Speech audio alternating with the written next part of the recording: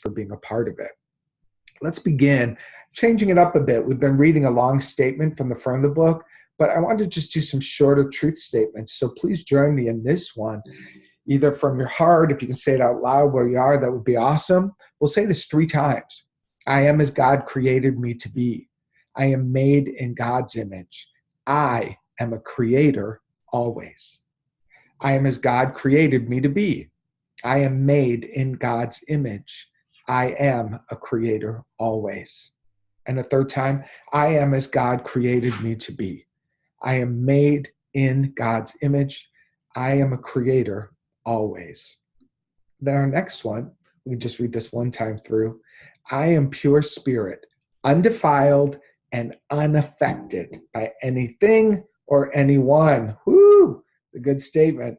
I am given full power to choose and therefore to create my experience as I would have it be. See, that's mastery. You have full power. You're given full power to choose and therefore to create your experience as you would have it be. That may sound really foreign and near impossible to those of us who are challenged by changing even little things. You know, I can't change my money, can't make that relationship work, can't get myself to feel better. I understand all these things, but we can't let our human experience argue down spiritual principle. Please hear that.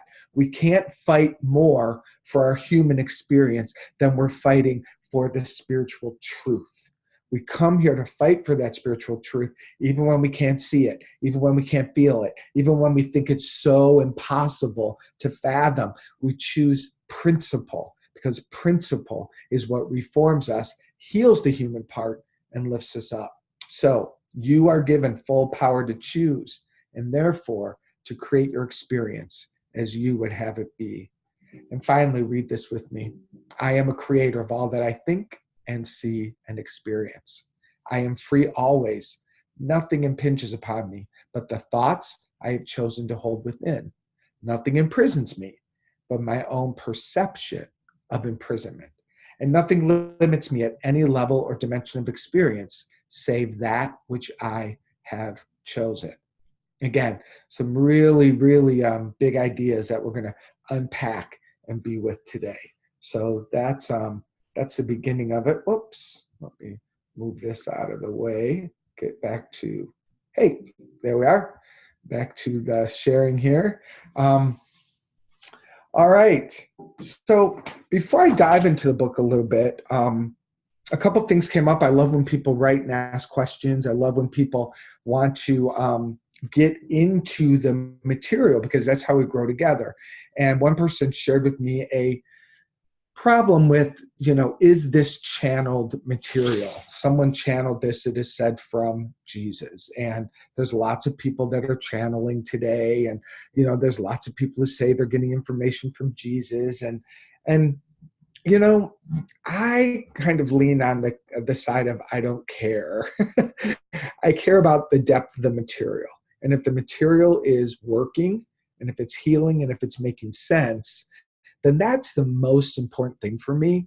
But I was talking with a friend who is a serious channeler. Like, he's got books. He's quite famous as a channeler, and like world famous. And I was asking him about it, and his take on this, which I think is pretty interesting, is that there is something opening up within all of humanity. We've always been able to hear the voice of God. You've always been able to hear angels or guides or Jesus or Mother Mary or whatever. You've always been able to hear these beings that are not in form, who are with you, talking to you. But we've been in such a dense consciousness collectively that only a few people were able to really allow themselves to hear it. Today, that consciousness really is lightening up, and more and more people are awakening. So yes, more and more people will be able to channel or simply hear a voice. I do something in the morning for my other program. I'm creating a program called the Manifestation Method. And part of the program that I created, we do an 11-minute dream dialogue with our dream. with whatever we're dreaming to create, not our nighttime dream, what we dream to create in the world. And we dialogue with it. And it's really fascinating because many people will say to me, I didn't know that my dream had a voice. I didn't know that it was a living energy and that it could talk to me and I could have a relationship with it. And it's really lovely. So all of us has the ability to hear higher wisdom. Call it within yourself or call it other beings. All of us have that ability, and more of us are capable. So that's my thought about that. The other thing that came up was this thing around choice and people struggling with that idea. Someone wrote to me, I struggle with the idea that we choose everything in our experience. And what's the point of knowing that anyway? If I've forgotten that I chose, and maybe I chose to forget. So it's like a little haiku or something. So what's the point that we choose everything? And so I really thank this person for writing that question, because I love when it provokes in me a deeper inquiry.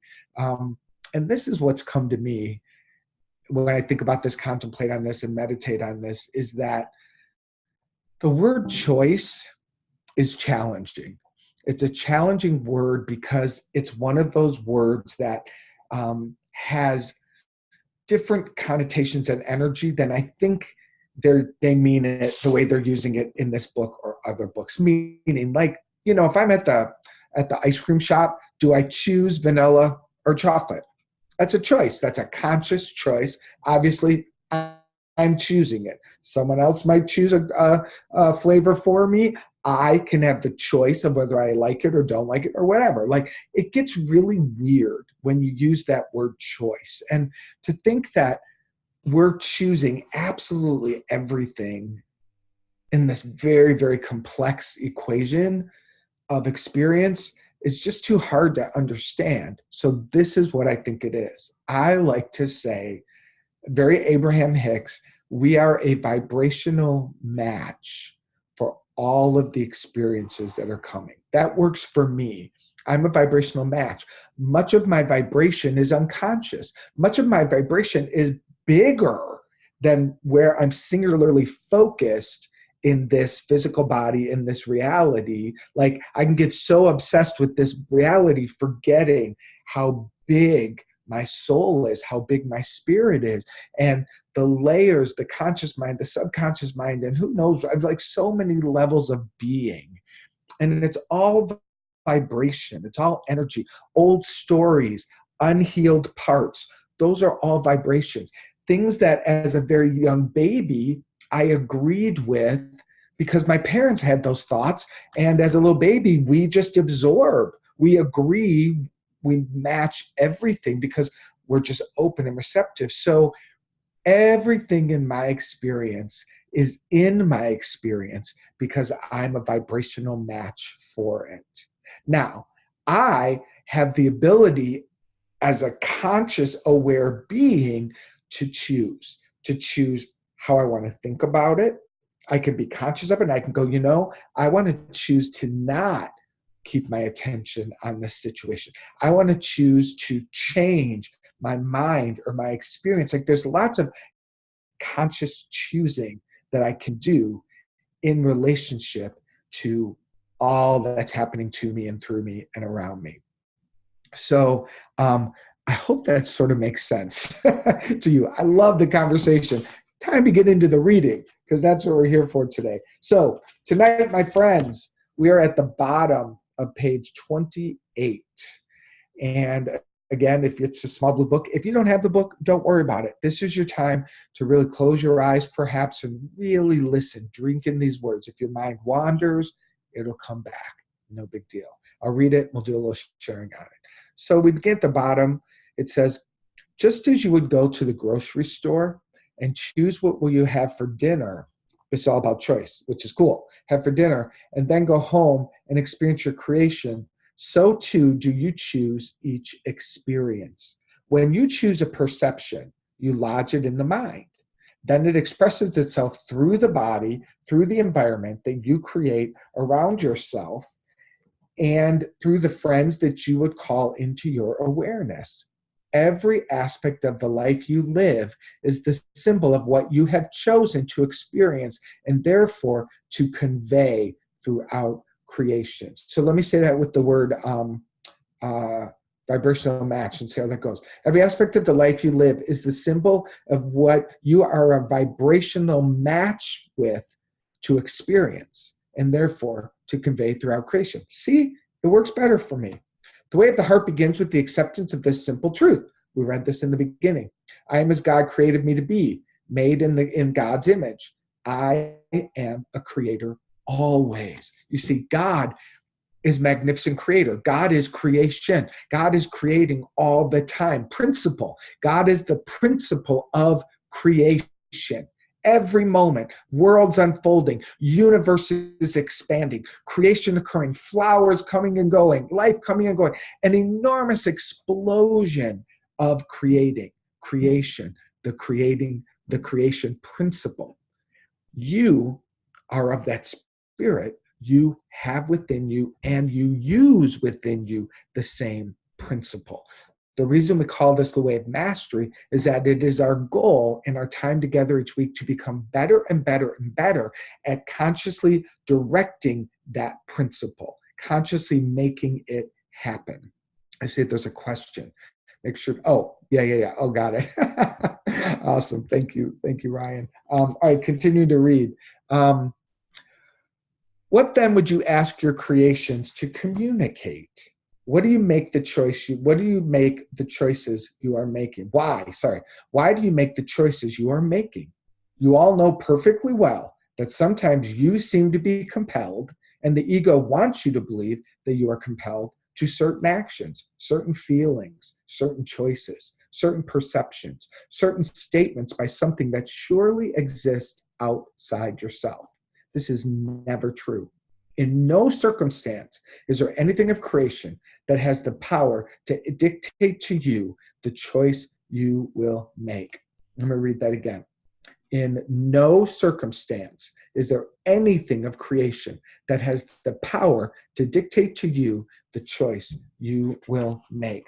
Now, what this means at a very, very deep level, that no one out there is in control of your mind. No one or nothing out there has ultimate power over you. Now, if your mind's going to people in prison or children that are in situations, or people, anyone, children or people that are in situations where they're being forced to think a certain way or do a certain thing, which is all over our freaking planet, no doubt about it.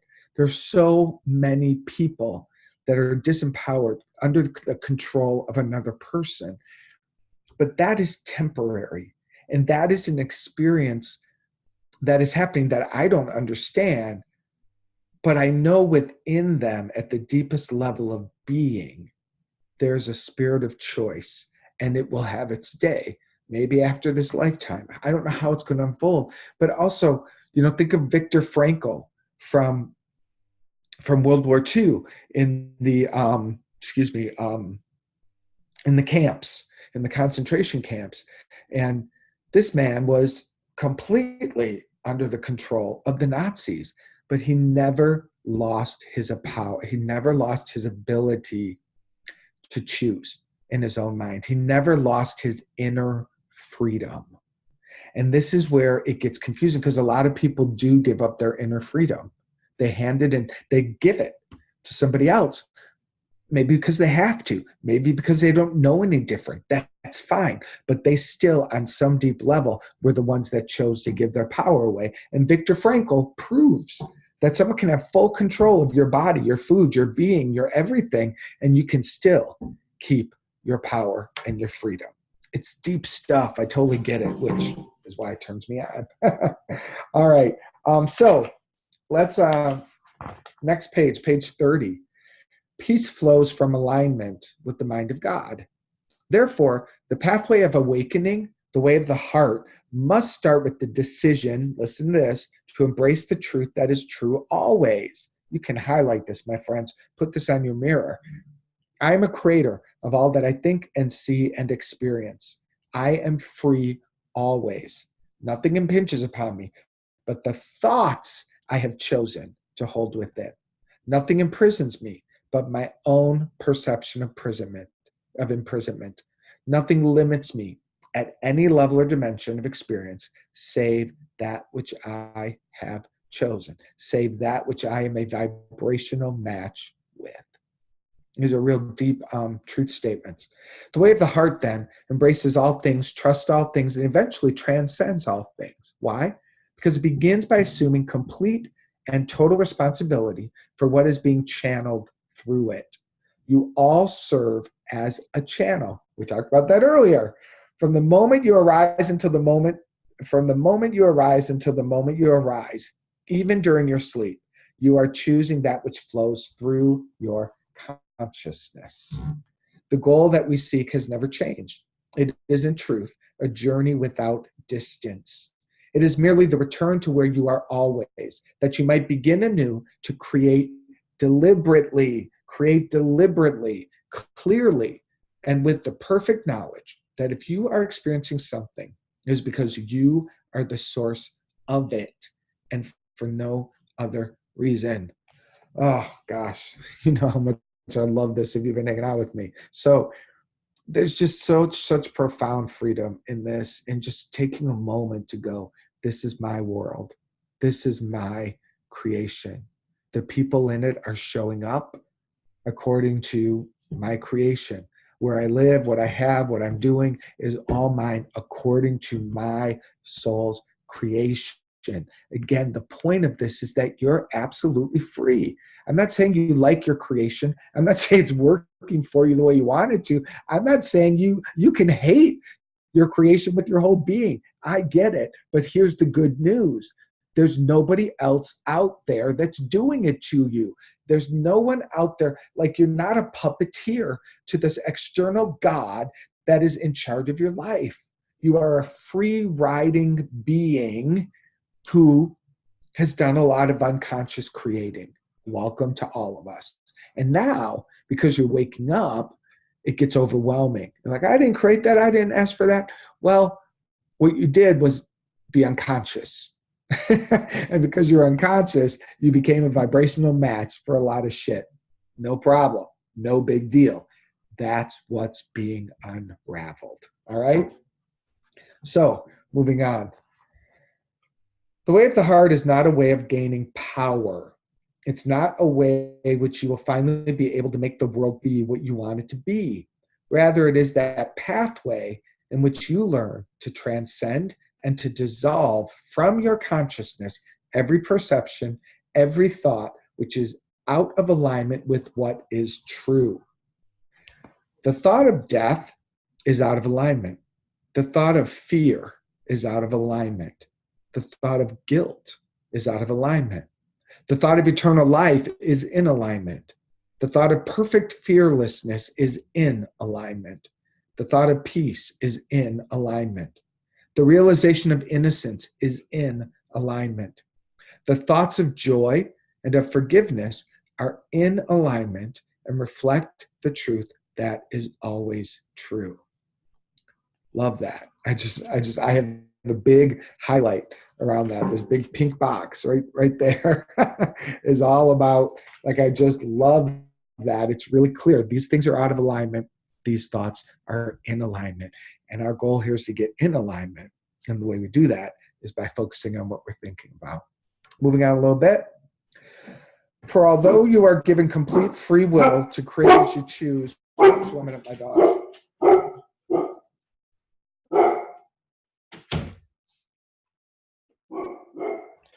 Patrick coming home, and he's coming home from the airport, and the dogs are going to go crazy. For although you are given complete freedom or free will to create as you choose, the soul begins to learn that what brings it the highest joy, the highest peace, and the highest bliss imaginable is that which flows from the mind of God through the mind of the channel, the soul, and expresses itself in the field of experience. It is for this reason that the Father's will is that you be happy. And your happiness is found in choosing to restore your perfect alignment with only the voice for God. So let's take a moment and just pause there. God's will for you is to be happy. God's will for you is to be happy. And just take a moment and just think, what ways do I argue with that will? Or what ways do I push that will away? For me, it very often rises up in, well, it used to rise up in, well, I can't be happy if other people are suffering. So what am I, a martyr then? So I've got to okay, well, I can't have my good or I can't feel good.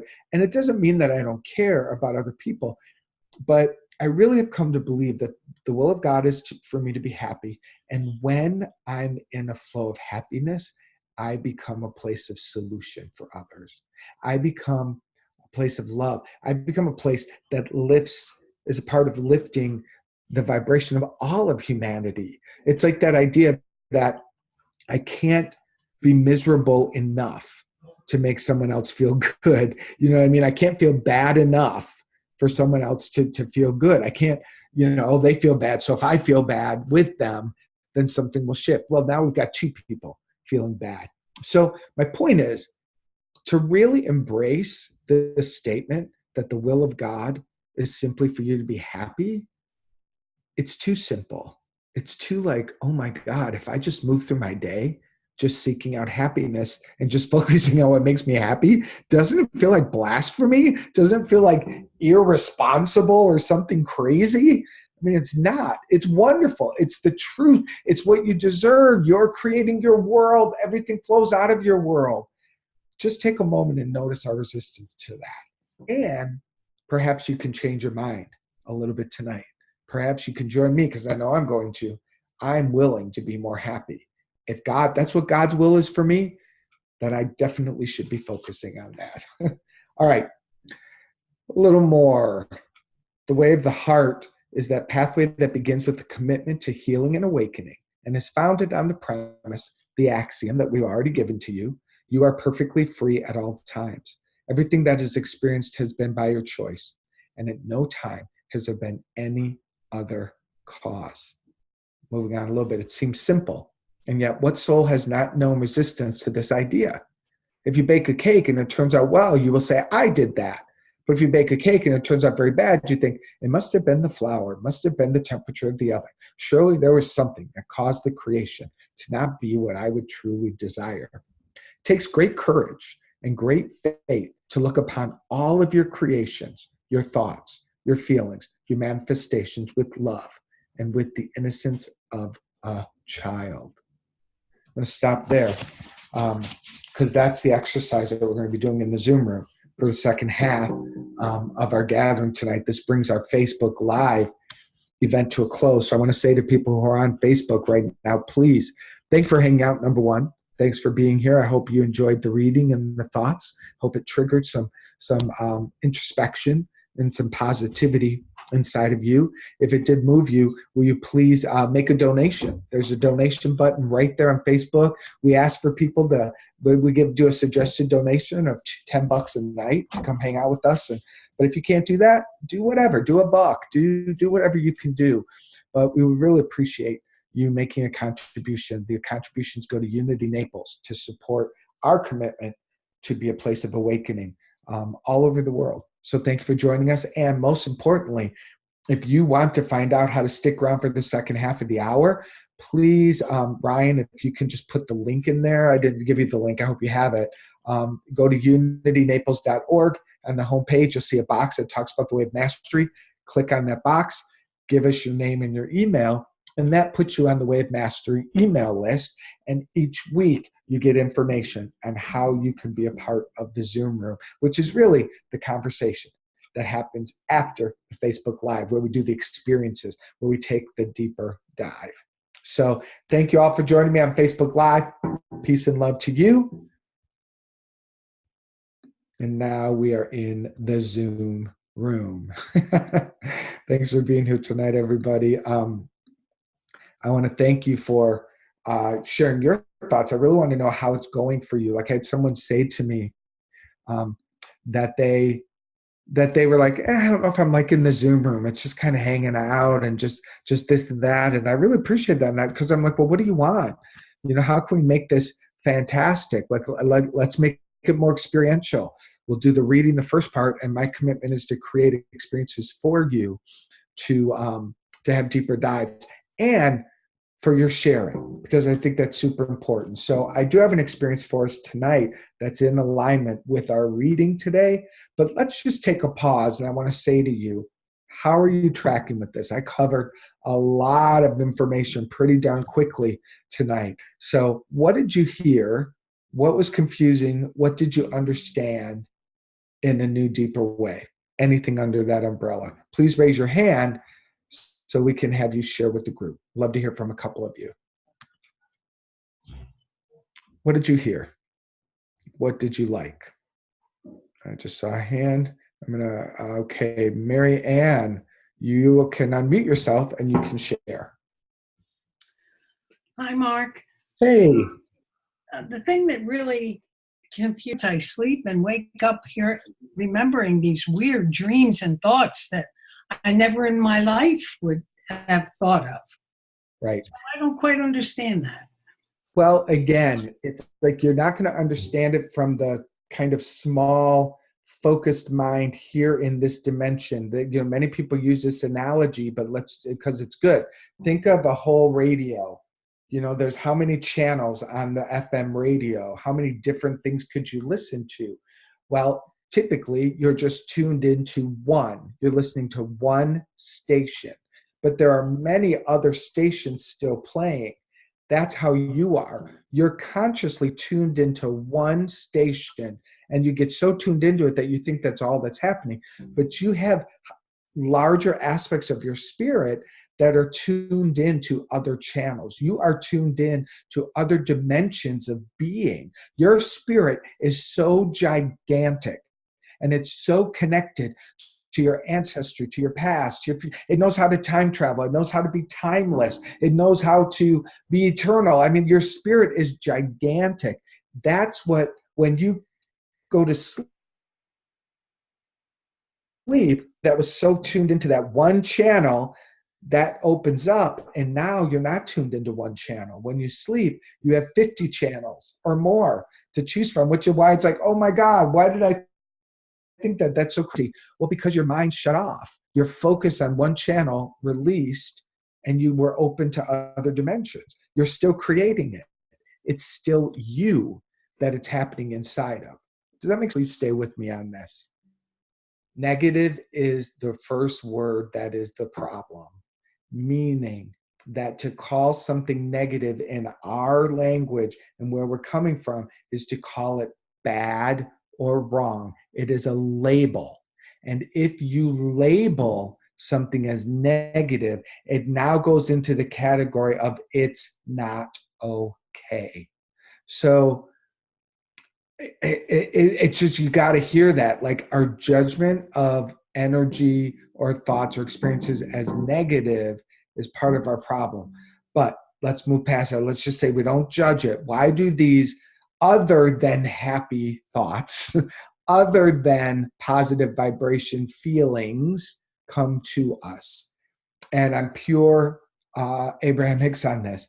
You are wired always creating, and you're always drawing to yourself more and more and more of what you desire. One of the ways you do that is twofold. One is you do that by creating contrast. You draw to yourself what you don't like so that you can more fully choose and understand what you do like. It's all working for you. It's all working for you. Sometimes I've got experience like, oh man, I'm glad I tasted that, because I'm really clear. I don't want to taste that ever again. I definitely am clearer than ever before. I want to taste this. So part of you is creating contrast. It's a much better word. It's a friendlier word. You're creating contrast. And in the contrast, if you're listening to the contrast and you're not judging it, you begin to be able to use the contrast to become a master of your life, way of mastery. So the contrast is for you. Now, another way to think about those, like those real negative, dark, ego, painful thoughts where they're name calling, where they're just mean and they're just dark. And it's like, why are those here? Why is that kind of darkness here? I think that they are languages and their words and their energies of fear. We just can always deduce it down to there's love and there's fear. And when we are in fear, fear has a certain sound, it has a certain vibration, and it's mean and it's dark and it's ugly and it's painful. If you had the ability in you, which you do, but if you could make conscious of it and do it when it's in the moment, it would be like, oh, that's a real negative, ugly thought I just had. What fear is here? What am I afraid of right now? Why did this come to me? And what is underneath it? I really believe, I'm an absolute 100% believer. I'm a fundamentalist on this principle. Everything is for me. Everything is for me that comes into my world, including those negative, dark thoughts. They are showing me something. They're showing me where I'm trapped in fear. They're showing me if I can be in that place. Whoa, what do I need to know here? How do I take care of myself? What energy needs to be expressed? There's something there. And if you can be interested in it more than afraid of it, then you begin to move forward. So I hope that's helpful. Let's see. And exhale.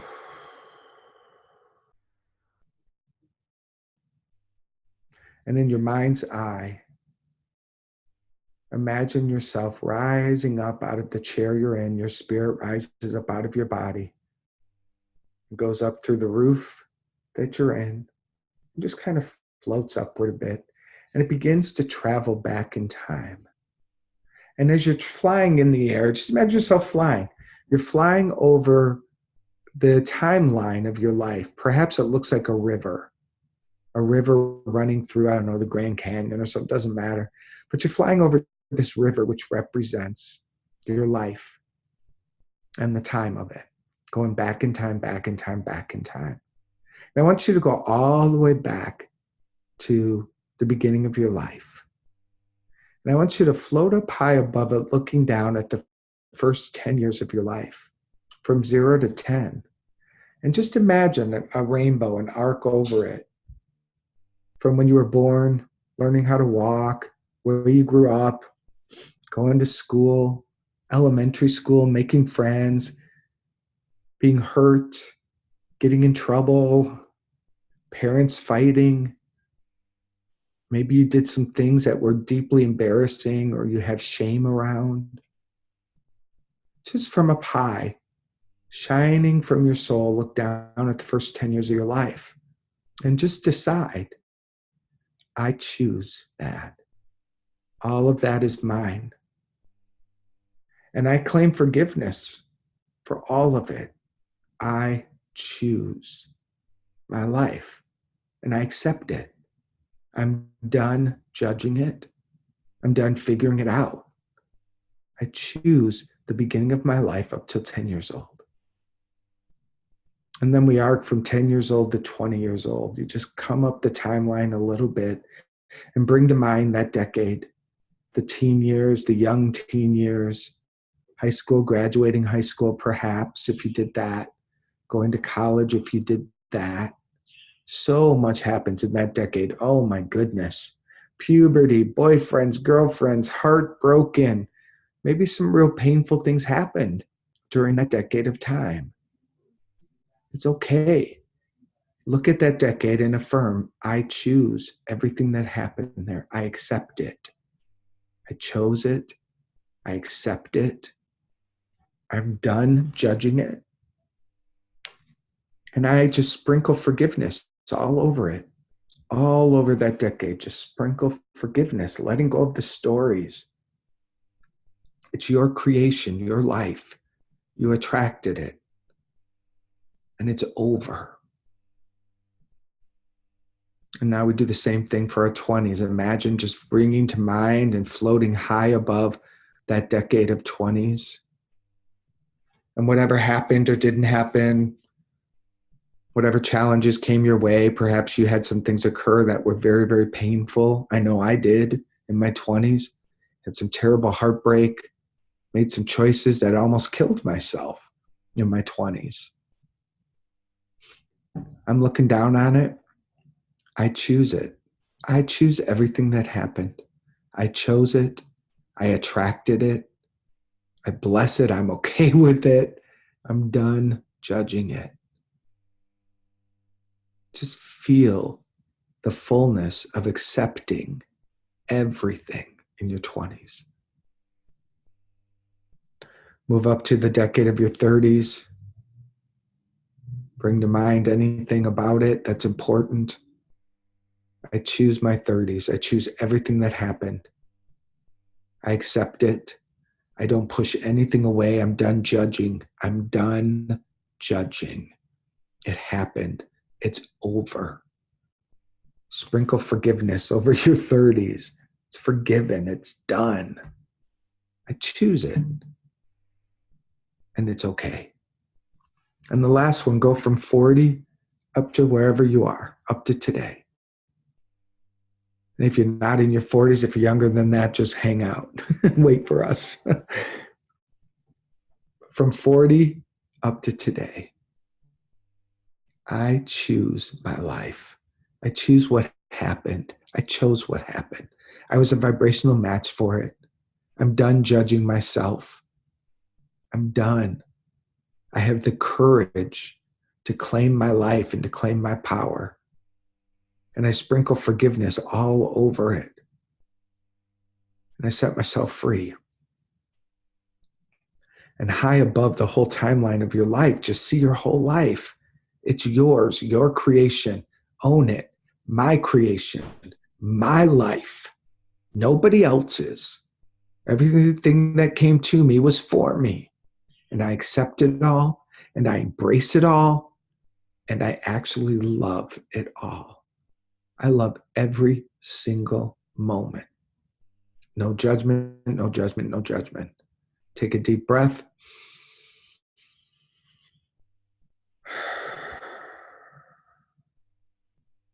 Allow your attention to come back into the room you're in and open your eyes whenever you're ready. I was having this haunting thought, did we do that last week? I've done it a lot of times. Beth, you're in my other class, so you know, like I've been doing that particular meditation a lot. So if I did it last week, we were meant to do it again this week. But that, back to the book for a minute. Listen, again. It takes great courage and great faith to look upon all of your creations, your thoughts, your feelings, your manifestations with love. And that's what we did. We looked at it with acceptance. We chose it. That is a very healing thing. Now, your work moving forward is to keep your mind focused on the love. And if the past comes back, you know what? I choose everything that happened. I'm done judging it. I choose it with love. I choose it with love. Your parents, your situations, everything. We had this is a repeat conversation or a deeper conversation of last week, but it's an important one. All right. Any other thoughts, questions, comments? What do we got? Oh, beautiful. Wow. Lots of memories came in with a few tears. I accept it all. I'm done judging. Amen. Amen. All right. Any other thoughts? Anyone want to raise their hand to do one final sharing before we move into prayer? Would love to hear from somebody. How was that experience? Just raise your hand.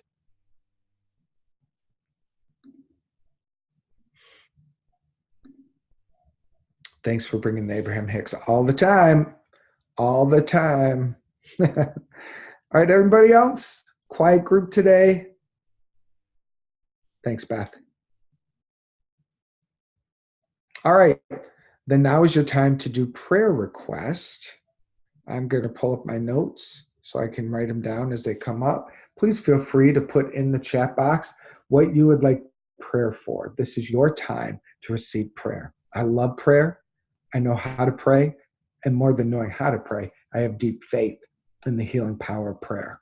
So, what would you like prayer for tonight? Thank you, Suzanne. Granddaughter Samantha, you got it. Other prayer requests, please. Shea, Christine, son Tim and his wife Laura,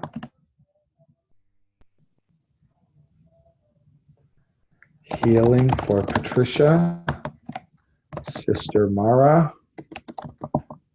and significant other Lenzio, Evan, Shelby, Elizabeth in Colorado. Okay, having 2 months early preemie. Okay, baby tonight.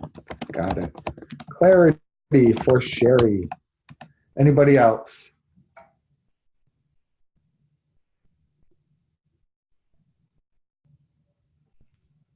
All right.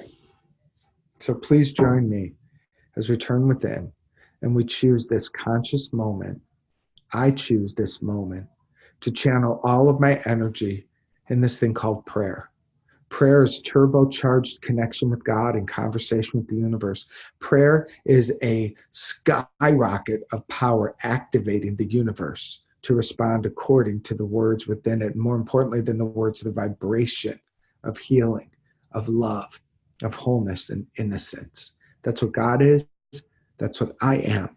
And that's what we are. We meet in the agreement of our divinity tonight. We meet in the agreement of how powerful creator we are and that our prayers work for ourselves and for each other. And so together we shine our prayers tonight on Samantha, beautiful little Samantha, right where she is, God is. We shine our prayers on Shea, knowing all is well there. We shine our prayers on Christine, knowing all is well there. For Tim and his wife Laura, peace, God, presence, healing. Healing for Patricia, knowing that God is in every cell of her body temple, restoring it to perfect vibration. For Mara and her significant other Nunzio, we know for them deep love and healing of God. For Evan, for Shelby, so much love. God is right where they are. And for Lisbeth in Colorado and her baby that was born prematurely, we know her baby was born in time and on time and at the perfect time. Her baby was meant to come tonight.